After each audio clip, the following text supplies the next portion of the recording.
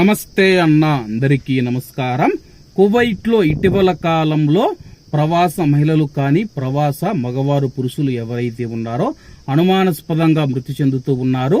మృతి చెందిన తర్వాత వాళ్ళ యొక్క మృతికి గల కారణాలైతే తెలియడం లేదు. గతంలో కూడా చాలా వీడియోలో నేను చెప్పడం జరిగింది. తాజాగా బినీత్ ఆల్గర్ అపార్ట్మెంట్ లో ఒక ప్రవాస మహిళ యొక్క మృతదేహం లభ్యమైందని చెప్పి పోలీసులకు సమాచారం వచ్చింది.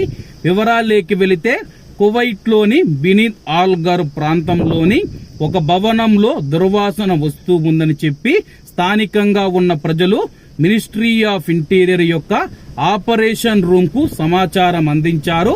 సమాచారం అందుకున్న పోలీసులు సంఘటనా స్థలానికి చేరుకొని ఆ యొక్క గదిని ఓపెన్ చేసి చూడడం జరిగింది.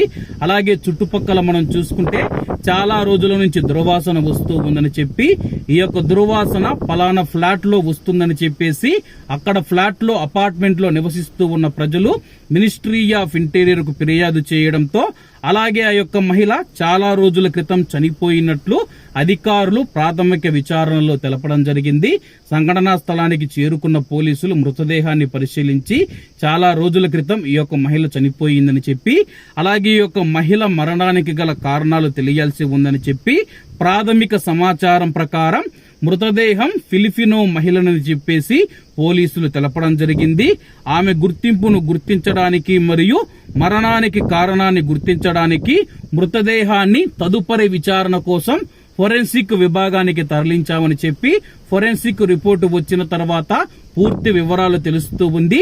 అలాగే ఈమె ఇన్ని రోజులుగా ఈ యొక్క ఫ్లాట్ లో ఎందుకుంటూ ఉంది, చనిపోయి ఇన్ని రోజులైనా సరే ఈవిడ గురించి ఎవరు కంప్లైంట్ ఎందుకు ఇవ్వలేదన్న వివరాలు తెలియాల్సి ఉందని చెప్పి చుట్టుపక్కల వారు దుర్వాసన వస్తూ ఉంది, ఎక్కడి నుంచి వస్తూ ఉందని చెప్పి పోలీసులకు ఫోన్ చేయడంతో పోలీసులు వచ్చి ఒక ఫ్లాట్ లో ఒక మృతదేహాన్ని కనుగొనడం జరిగింది.